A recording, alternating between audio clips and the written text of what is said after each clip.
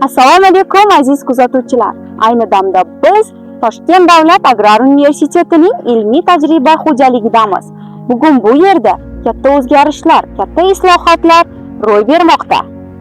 Yangi texnologiyalar joriy qilinmoqda.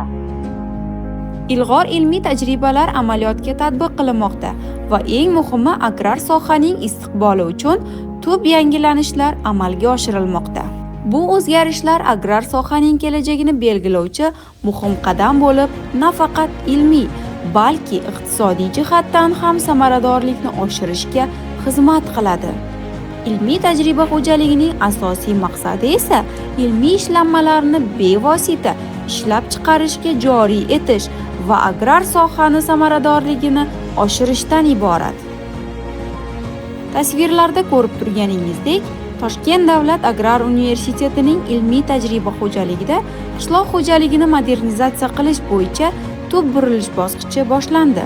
Endilikda bu yerda ilmiy tadqiqot natijalari bevosita dehqon va fermerlar uchun, talaba yoshlar uchun, ilmiy izlanishlar uchun amaliy yechimga aylanmoqda.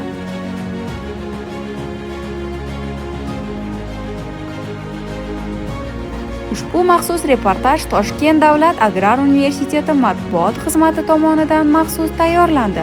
Biz bilan birga qoling, chunki oldinda sizni yana ko'plab yangiliklar kutmoqda.